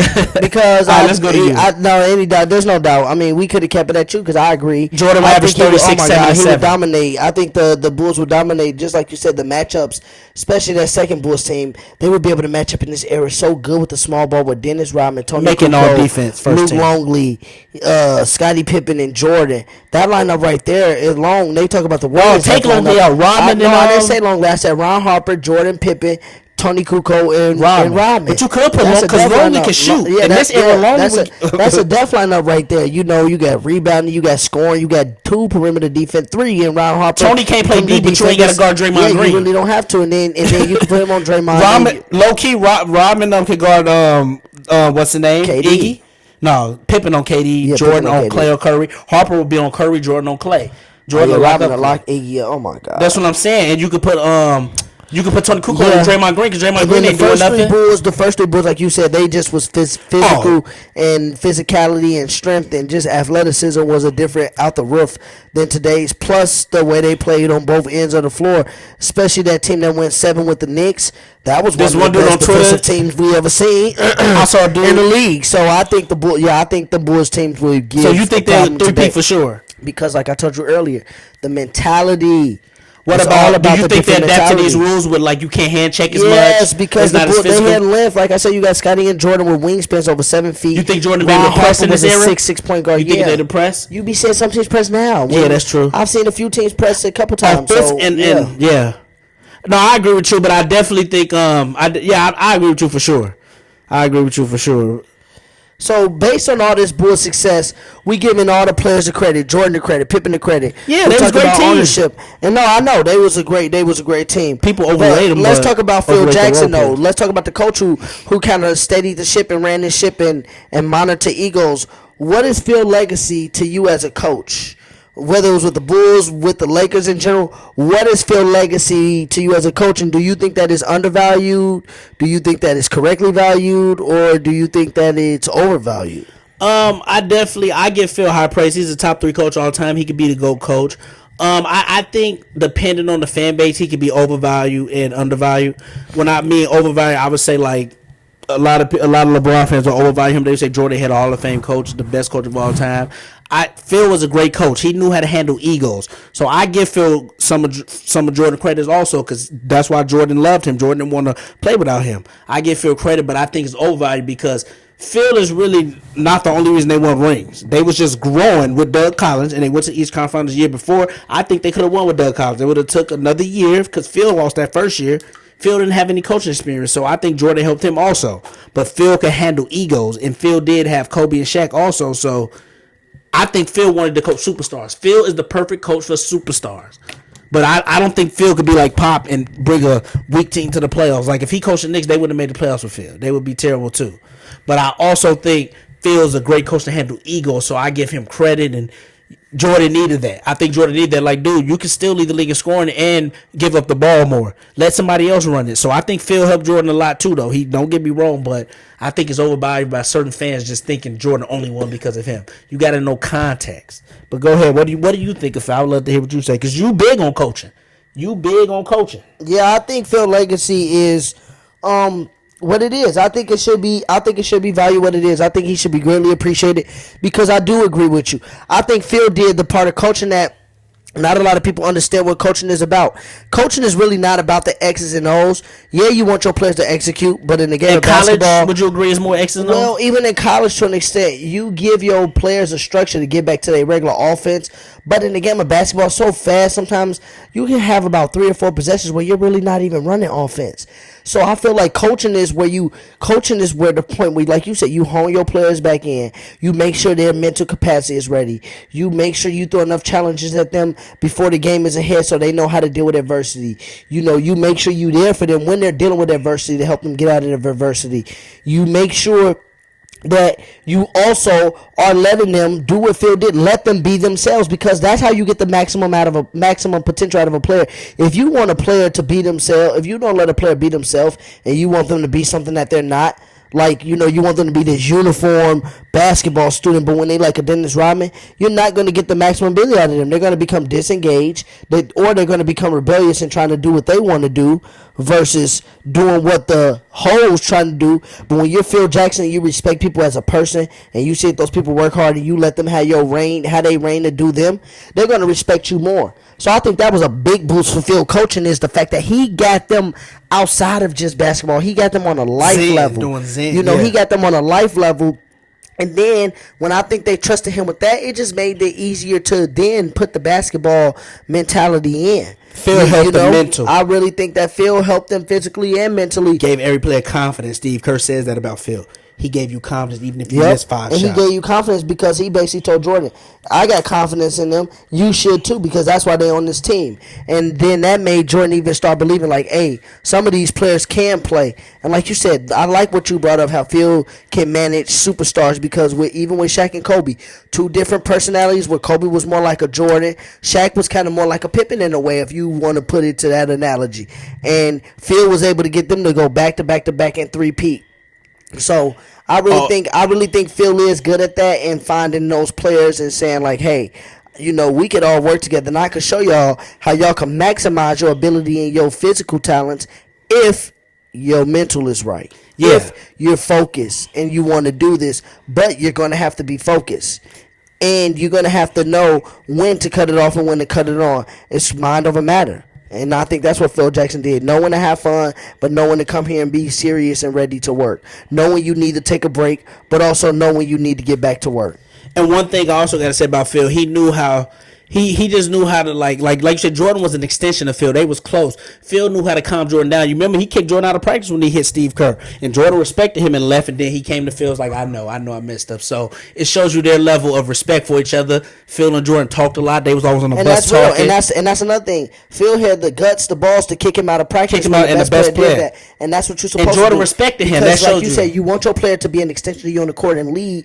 But as soon as they start going too far and doing things like that, that's when you stop them. And Jordan took like a man. He left. Yep. And he said he knew because look, Phil didn't even have to say nothing, and he said he knew because that's a great thing about Phil's coaching. He set that structure, and that's why I really enjoyed this. Leadership was cool for me. Where he let Jordan lead, but he told him there's still a leash on you too. Don't get it twisted. Yeah, because I still got to keep this team intact. If I give Jordan, you all this and the team see that, then that can make the team fall apart because they probably thinking like Horace Grant thinking and like some Craig Hodges in them is thinking he got special privileges because he's Michael Jordan. Yeah, Craig Hodges don't mess with Jordan either. Horace Grant and Pippen right now. I don't know if Pippen haven't came out and said nothing, but they just say he's livid with his portrayal. He tripping. Pippen still got that ego, and that he mad at Phil about that, like about the Kukoc stuff. Like you would never in your life say I'm taking the last shot or Kukoc taking the last shot with Jordan on the court. You did that to me. He still got something against Phil with that. Yeah, he probably do, but I mean, he need to get over it. They won that game, and it wasn't like it was a series changer because they had a chance to I want to say one thing about that. And they didn't win it. We can watch that game. I'll show you what happened before. Yeah, they had the ball, and Pippen hit all backboard on a 3. The Knicks got the ball down 2, and you remember Patrick Ewing scored. They called timeout and hit the game winner. So that was big. People don't know that. If you watch that game, a possession before they was up 2, they could have took the lead. Pippen airball. No, he hit all backboard on the 3. And I think I remember from the top of the key, right? Yep. And Knicks got the ball, scored. Pippen was mad, come to the bench. He made a play for Kukoc. And Pippen, yeah, that should have been a documentary. Pippen should be mad at that. But yeah, I love The Last Dance, man, for real. No, yeah, The Last Dance was that. The Last Dance was that show. It was definitely that show. And let's finish off here, man, with the Last Dance topic. This is the last topic, y'all, of the Last Dance, and it's kind of fitting because this the way it ended too. We all know at the 97-98 season, Jerry Krause had told Phil Jackson at the beginning of the season they go 82-0. He wasn't coming back anyway. It's like, damn, it didn't matter what that man did. He was not getting his job back. You go 82-0 and you still fired? That's crazy. That's like telling us, hey, y'all, brotherly differences is not coming on no airwaves, even though y'all just made us $5.5 billion. That's basically what Jerry Krause told that man. Yeah. But how much longer do you think the Bulls' run could have lasted? Do you think they could have won a 7 title if they would have came back for the 98-99 season? And remember, that season had a lockout, so it started later, and it was a 50-game season that year. Do you think the Bulls could have won a 7 title had they came back and try for it again? People will call me biased, but I definitely think Bulls would have won. I know I'm not mad at people say they wouldn't have won, but I definitely think Bulls would have won if they would have magically brought everyone back. Rodman, hopefully they would have brought him back one more year. He was done, really. They had Pippen. I think they would have won. Like you said, it was a 50-game season. Pippen and Rodman, I think they would have won 50-0. But like Jordan would have been rested, and I definitely think they would have won. They probably went like 40-10, and I think they would have beat the Spurs. The Knicks was an 8th seed and went to the playoffs. And the Bulls owned the Knicks. Patrick Ewing was hurt. So I think the Bulls would have, the Spurs would have game. And that's what a lot of people say. They said the Knicks was kind of a miracle team that had a miracle run in the playoffs. You know what messed up? A lot of older teams got messed up for the lockout. For real. Bulls was an older team. They had to play 50 games in 3 months. So they was playing 3 games in 4 nights a lot. Back-to-backs a lot. So a lot of the older teams messed up. So the Knicks got the 8th seed. But playoffs, they warmed up. And then they dominated. They beat the 1 seed Heat. So yeah, they was the 8th seed. They beat the Pacers in the East Conference Finals, and that's why a lot of people think Michael Wilbon think they would have won 7. The Spurs would have been too young. And in '98, even though he was a rookie, but Bulls was killing the Spurs, swept them. Yeah, and then you see what Avery Johnson in Chicago, Jordan hit a game Johnson winner. said he think the Spurs would have won the 7 because they had nobody for Tim and David Robinson. That's true. But I think Bulls would have won. They had Dennis Rodman, and they had Dennis Rodman. They would have gave them problems. They could have put Luke Longley in the 7-footer, but then Jordan and Pippen would have dominated the wings. Yeah, Jordan. Right. If you look at the '98 game, Jordan Harper and that size would have killed the Spurs. I think the Bulls would have easily won that 7. Not easily, but it would have won 6. Well, I think it would have been easy because of the lockout. Like you said, the 50-game season started later. But Jordan and them get you rest. playing 3 games in 4 nights back to backs. Yeah, they did a lot of back to backs that year because you had to play 50 games in 3 months. Another thing that we learned about Jordan in the Last Dance documentary is when that man had a challenge, the size got bigger. So you don't think that would have challenged him? Can I play 50 games in 3 months? They don't say I can because I'm 36 and I just won back to back to back. They don't think I can win 4 in a row. That would have motivated Jordan on a different level to me. I think that probably would have been the best 3 months we've probably seen of him. I wouldn't have been shocked had he averaged. I wouldn't have been shocked if he averaged 30 that season because he would have been that motivated to just go off in that 3 month period of time and just show people like, hey, look, we not done yet until somebody take us off the playground, basically type of deal. We're not done yet. So do I think they could have won 7? Yeah, I think they could have won 7. Like you said, the AFC got to the playoffs. Like I said, Jordan's mental focus was just at a different level, and I think once he would have locked in, yeah, AC getting to the playoffs. That just I don't think they would have went further though. Lakers was getting older. I don't think they would have got further. 2000. Well, no, they would have been older. After that, you probably got to break. After that, you probably break it up at 99, going to 99 to 2000. But man, it all depends. I don't think they would have 5-peated. If they win 98, 99 in a nasty fashion, who knows? Yeah, they wouldn't have won in 2000. I'm saying who knows? Who knows? Well, Jordan only would have been 36 going on 37. We saw what Tim Duncan did at 37, 38. Yeah, but Lakers and Kobe and Shaq was ready. No, they was coming. Yeah, they was coming. They was ready by then. Shaq was unstoppable. Rodman would have been too old to guard him. He would have bodied Luke Longley. Yeah, no. They was coming up, but at that point, the Bulls would have probably had to retool. Pippen was done. The Bulls would probably had to retool and get somebody. And who get Phil Jackson? But don't say Pippen was done because Pippen did go to West Conference Finals in Portland in 2000 with the Blazers. So don't say Pippen was done. He didn't play great though. He was good enough. I'm saying they lost in 7. The Blazers was the West Conference Finals the year before with Pippen. So I'm saying they lost in 7. Yeah, you right. If you add Jordan to that team, who knows? No, but we saw it. Even if you, Pippen was with a better Portland team. Bulls didn't have a young Rasheed Wallace. I'm saying if you add Jordan to that Portland team, and I think the Bulls would have probably got somebody young that year. They probably would have got rid of Dennis Rodman and got somebody. That's what I'm saying, to mesh with them. I think they would have tried to figure it out, but who knows? But I think that run could have Western Conference Finals to me, if anybody asked me a question, how much longer do you think the Bulls run could have kept going? I would have said today loss. Yeah, right. They would have lost in 2000. I think they would have 4-peated for sure. That's when the run would end. But that would be the answer to your question. 2000. But that loss in the finals, though, I thought you couldn't be the GOAT if you didn't lose. I don't know if he would have lost. That's what I'm saying. I could play till you lose. I think Jordan. But eventually he's going to lose. The age probably he would have lost the age. I think that would have lost the age. But losing against a human being. I agree with the 4-peat though. Losing against a human being, I'm just not going to count again. I'm not going to count that. I'm not going to count it again. I'm not going to count against Jordan losing against somebody until I see him lose. I'm on record saying once he started winning titles. I'm on record saying Jordan retired. They wouldn't have 8-peated. They would have won 7 and 8. I think they would have 4-peated in '94 because people always bring up 55 wins without Jordan. With Jordan, they would have been more dominant. And I think in '95 they would have lost. Houston would have won that one. I think so, just because I think they would have needed that loss, get a good break over the summer and stuff, regroup, and come back in '96 and 3-peat again. So he would have won 7 and 8 years. So. No, I feel you, but we agree on that. Yeah. So to wrap this up, basically, overall, what did The Last Dance teach you about MJ? What did it teach you about MJ and the Bulls?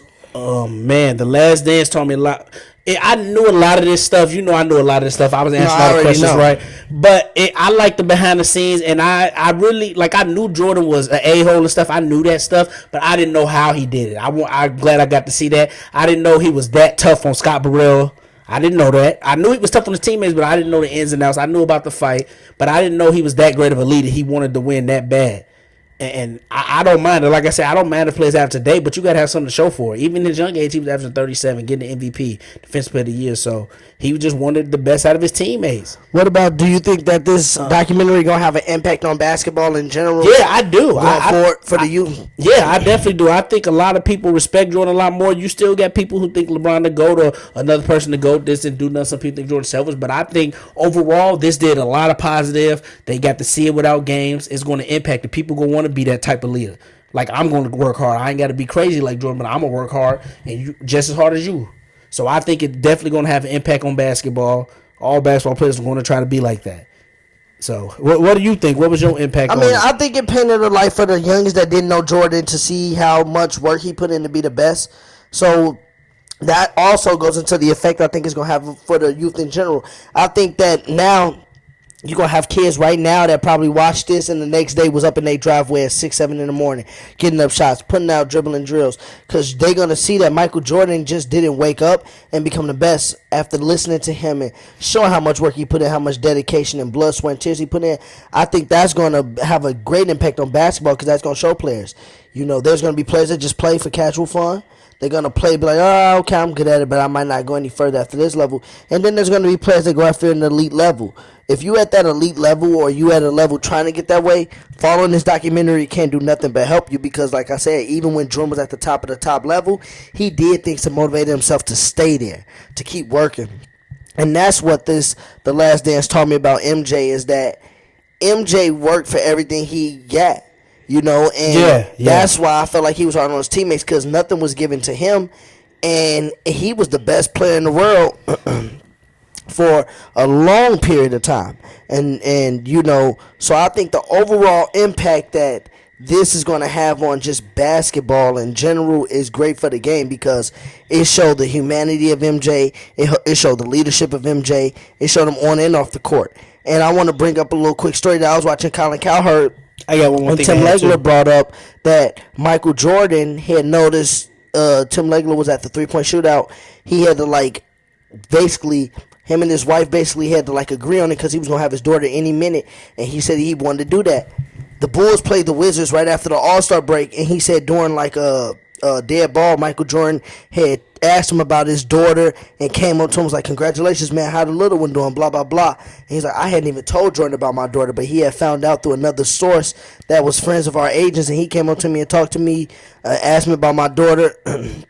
And I forget, he said that his daughter was born on somebody's birthday, and he was like, Michael Jordan said that, he said Michael Jordan was just a cool dude. He came up and asked about his daughter, and this was in the middle of competition. And that's why I try to tell people that say, oh, MJ was an a-hole. No, this documentary showed you that he was just the ultimate competitor. But he also was a human, just like the rest of us, and had a humanity side to him that he cared about other people. He just wanted to win the game. So The Last Dance just showed me in general that the impact that man had on basketball and how I feel like it's spilled over to the future development of this game and even future beyond now that some of this generation is available to what we all was able to see. And one more thing I want to add, his mentality from the start came in like, you remember when they wanted him to sit out and he, because they didn't want him to mess up his performance to get a draft pick. He was like, he didn't trust the Bulls. Yeah, he was like, that's a losing mentality. He was like, I don't want to get a draft pick. That's a losing mentality. I want to win as many games as possible. I want to try to make the playoffs. Forget that draft pick. He didn't have to get that draft pick, but he's basically saying that. So that shows like, dude, he had a winner mentality early. Like, I want to win. We may not win the title, but I want to play. So. That's a mentality matters, man. People are like it don't, but yeah, great documentary. But yeah, I would say that's the go to documentaries. Would you agree? Yeah, for me, yes. But yeah, y'all, man, we gonna have some more snippets of The Last Dance. We're gonna wiggle them into the show. But yeah, man, the teardrop, man, that's gonna be our last segment dedicated to The Last Dance. But it was great watching and to relive some of those memories growing up as a youngin' and to see him now as an adult and have context behind them. It was all rewarding to see, and I think those people that produced it, directed, or did all of that did a fantastic job. All the players that got interviewed, even you, Horse, Scotty, all the players that got interviewed and was involved, I think it was just a great piece overall, and I really enjoyed it. So I want to say thank you, ESPN, for bringing it out early and bringing out everything, and thank you, everybody, for being vulnerable and sharing y'all stories with us. We really appreciate that. And it was fun to talk about it and analyze it and watch it being analyzed so much and how much everybody has been a part of this thing the last month and a half. So, on to the real talk section, y'all. We got some good topics in that today. The first topic, I saw one of our family members posted a topic about spouses liking pictures on Facebook. Inappropriate pictures, like naked pictures or half nude pictures with like bikinis and stuff like that on. Do you think it's a problem to take or like sexy pictures and post them on Facebook? Like, so if your girl posted a picture and like a thong and just a bra and put it on Facebook, would you ever, is that a problem? It depends on the relationship. For me, I wouldn't. I don't know. I wouldn't mind it. I ain't even lying. I wouldn't even mind it. It depends. I wouldn't mind it. Just don't be too crazy with it. Don't do it all the time. But if you at the beach, we at the beach. You kind of don't get the beach. Take a picture. I'm fine with it. If y'all at the beach, you say if y'all at the beach. I mean, like, what if she just in the house and she just like, I'm just bored chilling today. Oh yeah, I ain't trying to have. I ain't trying to have on the thong. Yeah, you having on the thong. And she's take got a on like a like panties that. and bra set, or she Yeah, got on just- some short shorts with just a tank top on, with like a small halter top, a Yeah, sports bra.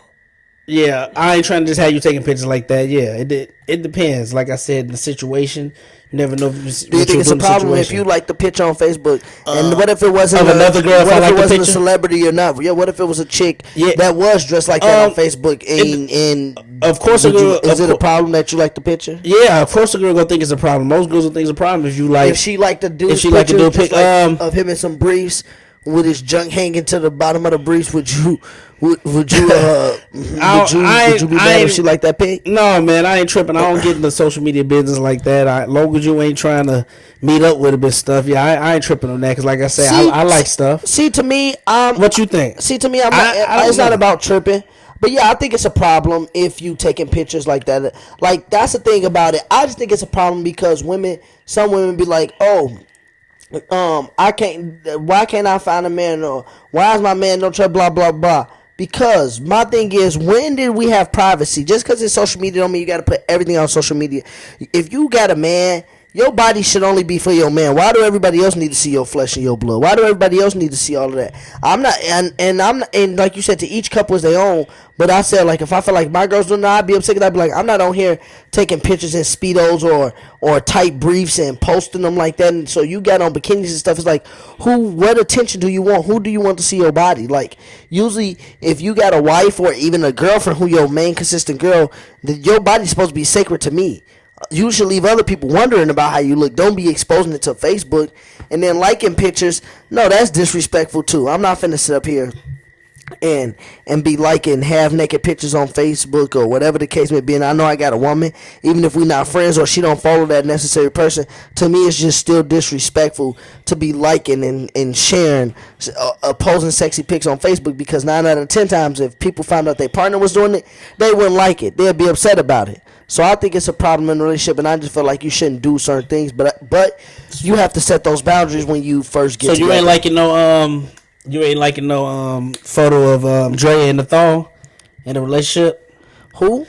I'm just saying on Instagram, you ain't liking that photo of Drea in the thong. What if she? Well, I said I'm not talking about celebrities really, because celebrities is different. I'm talking about more like celebrities are different. Yeah, I'm talking more like people Oh, you yeah. know. No, I ain't because doing a people I celebrity, know. no, if you like a sexy pic, your woman yeah, I probably agree got a with that. crush on like her favorite movie star, her favorite rapper. That's nothing. You got a crush That's- on somebody. that's what I've been- I No, wouldn't my trip bad. like I that. was talking about like you liking and taking pictures, you taking pictures and putting them out there for your people to see. Yeah, or I you would- liking pictures of other people that you may possibly know. Yeah, I said I wouldn't agree. Like you just taking pictures in the thong and stuff in the house. Yeah, I don't agree with that. But I'm talking about like we on the beach, we taking pictures. You throw them on the beach. I wouldn't trip like that. But Well, yeah, you in a certain area, but even then, still, it's just like I don't know. I I'm feel- just like, I wouldn't trip. If we're on the beach, why Every are you trying to relationship just put different. your body out there, like Yeah. just showing your body? and I get stuff. what you're Like, saying. That shit just A lot of people that don't like sit that. well with me. Like you just trying to show your body. Why you got to put that on camera? Like Corey Holcomb would agree with you. and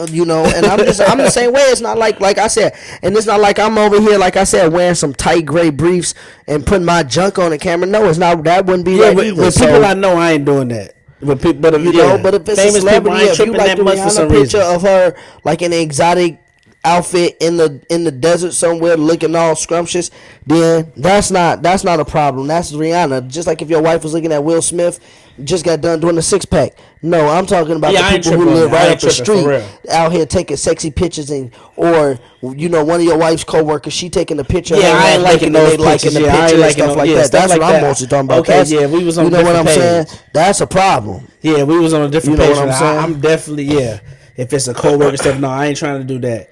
But with famous people, I wouldn't trip. And like I said, if I like it, if you trip, you tripping.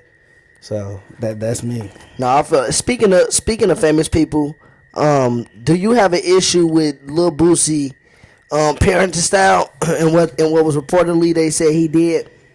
I'm not gonna tell nobody how to raise their kids. Really, I'm not saying I agree with what he did because I don't think you should be doing stuff that young with your kids. He only 13, but I don't. He ain't beating them or nothing. It's not the way to teach it, but hey, to each his own. I know he raising his kids good, teaching them right for wrong, but I don't agree with it. I wouldn't do it with my son.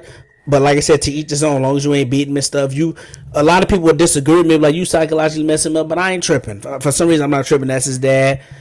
He can. I don't know. It ain't my business, but I wouldn't do it with my son. 13 doing that. We need to worry about other things. So Yeah, what about like, you? Well, I feel like I agree with you. At 13, no, you need to grow up. You need to get it. But this is the era we live in where they're allowing these kids to make these decisions. And yeah, I guess Boosie might have helped him make this decision. He But what helped I'm him. saying is at 13, you making decisions like this. And then we saw the situation that D Wade let his son make at these ages.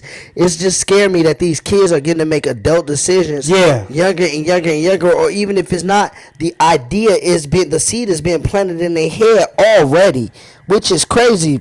Yeah, I Because, don't agree with every parent's method. No, I don't. I'm not gonna sit here and say I agree with Bush's method. I get what he's trying to do, but at the trying end of too the day- hard. Yeah, at the end He of the trying day, too yeah, hard. you can't try too hard. You got to let it. He doing that happen for on- clout, low key. Yeah, you got to let it happen on. You got to let it just happen on its own because you don't have any signs of your son being that way. You know what I'm saying? But even if you got a woman to, come over and do that, if he feels some type of way in a few years, like, oh, I didn't like this, then you did that for nothing. So, I mean, I feel like that parenting style was kind of out of control and overboard, and you might be right. That's what it's going to come off as. You did it for clout because it's like, who would do that and publish it? Yeah, so You know what I'm like I saying? said, I'm not gonna tell him how to raise his kids and stuff, but And Boosie, just one chill, of my, and Boosie. Boosie, one Just of my chill. favorites. Yeah. You know what I'm saying? And I When respect you it, think but about I it, just you don't need want to him to correct. Like I said, I just don't want him to plant a seed in his in his head, yeah. in his brain. I don't want him to plant a seed in his child's head, and then they get in his head, and then that affect him and his relationships going forward and forward and forward and things like that because of the seed that was planted in his head from his dad when he was 13 years old. So do I understand what Boosie's trying to do? Yes. Do I get it on a level of doing it? No. But I understand what he's trying to do, but I think he's going about it the wrong way. I feel like, yeah, he just needs to have more conversation with his son about stuff, and I feel like How to talk with him, yeah, and I but- feel like he need to get to know his son, not have some young lady come over and get to know his son, because some people would call that like prostitution in a way. So I And would the be older careful. woman shouldn't be messing with a kid and I would stuff. just be careful if I'm Boosie. Yeah, I ain't gonna lie. When I think that. about it, that's kind of tripping. Though you bring the grown, you bring the law into the situation, low key. So I don't agree with it. Like I said, I wouldn't do it with my son. I'm not gonna tell him how to raise his, but he doing that for kind of a little bit. Chill out, stop showing out. You ain't gotta prove that your son ain't gonna be like Dwayne Wade's just doing that. So yeah, when you think about it, it's like damn. But I still, I'm not telling him how to raise his kids. Oh He my ain't beating God, him. I'm dead. He psychologically mess him up, but hey, Yeah, I gotta raise mine, man. Boosie. Can't tell people how Like to I raise. said, I mess with Boosie too, but like I said, I just don't want him. He to, tripping low-key. I just don't want him to corrupt his son's head here going forward in the future. Yeah. But yeah, let's go back to the topic of relationships because we kind of just got off of it. I should have had them back to back. But anywho, speaking of relationships, when it comes to relationships, how much space is enough space? Now, there's different types of space in a relationship. Let me just be clear. Okay. For me, there's space like, oh, we live together, right? We sleep in the same bed. We occupy the same space. We live in the same room. You want your space to be upstairs, I can play my game downstairs, or vice versa, whatever the case may be. That space is okay. But I'm talking about like if you and your girl mad at each other, and y'all don't live together and she's saying she needs space. How much space do you think is enough space in a relationship? Or should space even exist? Do you believe in space? Man, like I said, every relationship different, but for me, sometimes space helps. And it could mean just space like, yeah, get your own man cave. I want my own space like that, my own man cave with video games, computer. So I mean, if you want to do space like that, like let's not sleep together for a little bit, but we still in the same house. Stuff like that. Don't sleep in the same bed. I don't know. Space like that. But would you be talking about space like separate for a little bit? You get your own place, I get my place, space like that. Like y'all get into a big blow up or a big fight and say, I need space, I need time to think about stuff. How much space is enough space? Like how many days, how many weeks for you is enough space? I think if I think you go a few days, to be honest. A few days. Like, what if sometimes your girl was a few? Actually, What if she was needed space away from you for a couple weeks or a few yeah, weeks? that's a long time. You should talk about it, and I would say talk about it right away too. But if she mad and super mad and ain't gonna fix it, I would say maybe even wait a day and then talk the next day. But yeah, try to fix it. And try to fix it. Yeah, you should start right away. But sometimes it ain't always gonna work. Even take a day or two.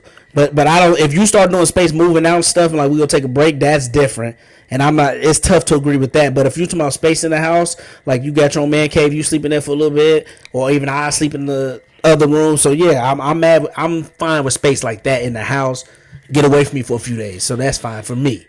What about you? Do you think you should have any space at all? Well, yeah, I think there should be space in a relationship. Like you said, the house, that's cool. Y'all both do y'all own separate things because y'all always together. Y'all occupy the same space 94/7, 24/7, 365. So that's fine.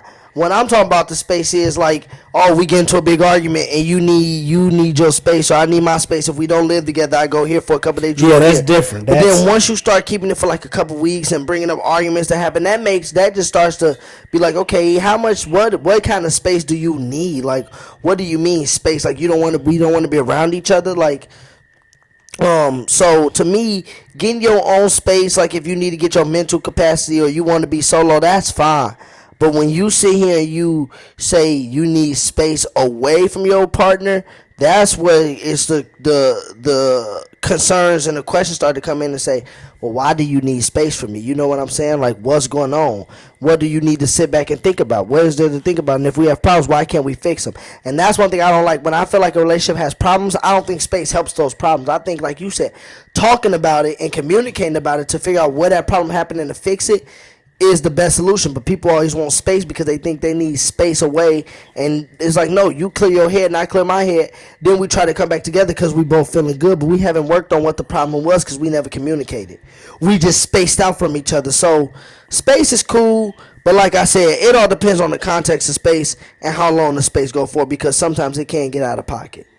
Okay, yeah, I ain't mad at that answer. But yeah, Depends on relationship and stuff. no, but yeah, every relationship is different too. Every person is different because that person could get with another person and be a whole different person in that relation. The whole different person in his second relationship experience than it was in his yeah. first relationship. So that You're a is different true, person too. at different That is- stages of your life. That's definitely facts as well too. We got a couple more topics here in the real talk section coming up. This next topic is based off what's been happening, y'all, during this quarantine or lockdown, pandemic, whatever you want to call it. We've been getting a lot of media outlets spitting a lot of news to us, whether it's on social media, on your TV, in the newspaper. It's just everywhere. On, like I said, on social media, on the phones. It's just everywhere you look. You know what I'm saying? There's messages about what's going on now and some breaking news and some breaking updates. How do you think people should deal with these messages? How do you think they should decipher these messages, Mike? How do you think people should deal with the messages that they get from the media now in this current times? You definitely should pay attention to them. I would think. I think you definitely need to pay attention to these. The media is telling you something. I think people. How should you decipher them though? Should you look at the messages and like trying to put a clue together of what's going on, or should you decipher them for your own mental being? Because what I'm saying is, how should you decipher media messages? Because how should you decipher when they spit out rhetoric? So like when they spit out and say, oh, the coronavirus is doing this and that, how do you decipher that message? That's what I'm saying. How do you go about thinking about the messages that they bring out to us, or go about acting upon them? I would say listen to them and do your research. You got to start doing a lot of reading. You have to do a lot of reading. I think learn stuff. You got to learn stuff. Listen to their messages though. See if things are fake. Look at documentaries and stuff. You got to learn stuff and just see different things you can do. You got to read a lot. So you said people should basically read the information and just not trust the media at its face value. Always be skeptical. Always be skeptical. Yep, that is true. I'm not saying don't listen to the media or listen to them. You got to be skeptical. You always have that side eye to them. Be like, I may could trust this information, but I'm still skeptical. I don't know. I got to do my own research.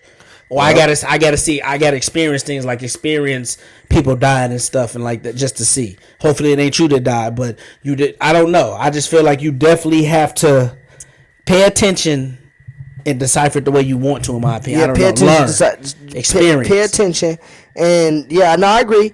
Pay attention, and decipher, and make sure that it doesn't mentally damages you or block you. You know what I'm saying? You gotta also, and that's what I mean by when you decipher the media message, you have to put it in terms to where you know the truth. Yeah. Where you know what happened, and you're not listening to somebody trying to perpetuate the truth for entertainment. Look at purposes. documentaries and stuff to try to see what they're trying to expose. So that's how I feel like you said you could go to many different sources to decipher messages from the media just to see if they check out, or just And learn history. Read up on stuff. Read and helps. yeah, reading it helps, because then you will know when certain stuff come out. Oh, they're trying to do this, or I bet half the people don't even know what fear mongering is, because I think that's what the media are trying to do, which is a fear amongst the people, or a mass majority of people, fear mongering, and I think that's what they're trying to do. But then when you able to decipher the messages of what they're putting out there, you're like, nope, they're just trying to put fear in the people, and I'm not gonna let them do it because of X, Y, and Z. So that's what I mean by deciphering the media messages. That's how people should decipher those media messages, basically. You know, take it with a grain of salt, but also, like you said, do your own research and have knowledge of the topic to understand and be like, Facts. this is how I'm going to use this message that they told me, but I'm going to use it in my way. Yeah. Because I don't believe what they said, or what they're saying is not adding up. Yeah. You always got to try to learn. As you get older, you got to figure it out. You got to figure a way to learn. And that's the crazy thing, because like I said, our minds are one powerful thing. So we're able to break down those media messages, you know. So that's the thing. We're able to decipher them. It's just like we don't take time to In this day and age, decipher those messages. We just don't take time to decipher those messages. We just overlook them. In this day and and that's age, you why a can read lot for of the free. things are happening to our people that happen, because we don't know how to go through the message that the media is saying, and we're so quick to just go after it. Yeah. No, I agree. What about last question of the real talk section? We talking about the human mind, so let's just stay on the, we talking about thinking and progression. Do you think that technology can become more powerful than the human mind in the near future? Repeat that again. I'm sorry. Do you think that technology can become more powerful than the human mind in the near future? I'm going to say no. It's definitely going to help. It's definitely going to take away jobs and stuff. People going to get smarter with it, but I don't think it can take out the human mind for sure. You're going to need. I don't think you can make a robot or technology. You can't make it strong enough to have instincts of a human. So for me, I think you're always going to need the human mind, because we have different things than what you can make technology. But the one thing that one argument I've seen people they're saying is they think that the human will create some type of form of a technology, of AI or something. Yep, of an AI settings that's super humanly smart. Yep. Where they can start doing things that humans do. So when it comes to manipulation and stuff like that, if they could just get one or anything man-made, you just can't trust 100%. Yeah, you can't, but that's what I'm saying. If a man make it, what if he can't stop it? Or what if he makes something that becomes powerful enough to be able to? See, to me, that's not controlling the mind. They just making things that. No, but they're not controlling the mind yet. But I'm saying once the technology becomes more powerful, and that first initial technology becomes more powerful, when the majority starts to become back powerful, that's what's going to control the mind. And actually, it can be more powerful, because, like I say, people get so addicted to it. You learn with technology. A lot of kids learn with technology. It could control your mind enough where it's taking over your mind. So it's definitely an argument now when I think about it, for real. Because, like you said, when you're born in technology, you're doing it 24/7. We just talked about Matrix in the sports. I think technology can become more powerful than the human mind, especially if we keep it's gonna be crazy, because I feel like that especially if we keep not putting our minds together.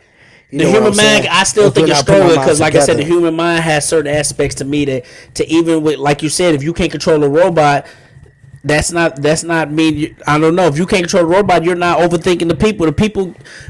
A person will always have skepticism over over a robot and stuff. That's technology if you don't understand. And I see what you mean, technology of like getting smarter with the machines and computers and stuff. That it can control the mind, but I think the human mind can overcome it but you got to become disciplined really. No, I agree. I definitely agree. So- I just don't want them to create something like in Deep Blue They Sea, can how create some them dominant, sharks, yeah. how they create some dominant that we can't really get rid of, and then something that could something that have some type of human form or some type of concept of human life where they could study us as well too.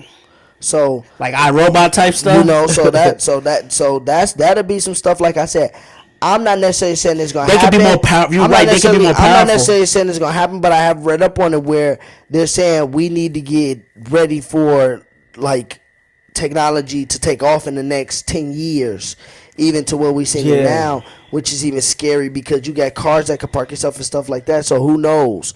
But, They say they like 50 years but ahead of us. Do you I agree with have that? more- I wouldn't disagree with it. I wouldn't The doubt government it. like 50 I, years I ahead of wouldn't- us I wouldn't- yeah, I technology-wise. wouldn't doubt it. I wouldn't doubt it. I wouldn't 50 sound crazy. I wouldn't disagree with technology become more powerful than the human mind, but I feel like if the human mind band together, we can save our we definitely can. Do you think technology can become? We definitely could save the human mind and still be a powerful force over technology. Yeah. And not let technology do what it's been doing over the last couple decades, which is take over our minds. But they can't take over our minds. it And already has taken over a lot of people's minds. and like you say, technology can make things. They can make things powerful. Like you say, you can make a robot where you can't do nothing to it really, not even shooting and stuff. And So yeah, we just got to be careful, and that's why I think, like I said, if the people people just need to also start banding together, because if we all individualistic, and technology does become more powerful, I really think It's that it'll easier be said than done. Well, I think that it would be. I think that it would become more powerful on a group level. And that's my point. If it did become more powerful than the human mind, it would definitely have to be on a group level that you were able to sway them to do such a thing. You know what I'm saying? Yeah. To make technology more powerful than the human mind. It's kind of like in Deep Blue Sea, how they made those sharks smarter. You know what I'm saying? Yeah. Who would have thought that sharks would get smart and be able to take over humans? Yeah. But they almost was able to. No, that's because true. their minds became smarter and they became the hunter instead of the hunted. So Believe me, they gonna make a kryptonite for a robot for real. Because if they can't control it no more, they gonna find a way to kill it. So it's always gonna be a kryptonite for a robot. and Believe that's it the or thing. not, I it's believe, and I man-made. believe it will be. Like I said, I just don't want the technology to become so strong and powerful that they can't get rid of it. Yeah, and I get what you're saying. No, it definitely can go both ways. They definitely can be more powerful with getting people addicted to it. You can make something powerful that control people's minds. So that's a tricky question, though. It's a tricky question. But no, yeah, it's some real stuff to think about, and it was it's some real stuff to ponder on and just to check it out. Like, man, that really would be tripped out, but who knows? But yeah, man, that's it for today's show, y'all. Episode 10 in the books. Like I said, stay tuned. We appreciate y'all. Listen, like, comment, share, subscribe. Y'all, reach out to us. Give us topics to talk about. Stuff y'all want to hear us go at a debate about. Stuff that y'all want to hear us get on here and turn up about. Give us topics where we can be different. Help us out with the You know what topics I'm for saying? real. Y'all can come out Sports with any topics. topic. Real talk section. Like we said, there's not going to be any more last dance segments. There's going to be filler segments in between there. Like I said, stop it or go on to be back. Ooh, that's one of my favorites. We're gonna introduce that one back on. But yeah, we're gonna have some Facebook live shows coming to y'all soon once we can get our dues right and everything like that. We appreciate y'all. Like, once again, like or listen, like, comment, share, subscribe. And yeah, y'all have a good night. Peace out, brotherly difference family. Brotherly differences Until family. next time. Peace.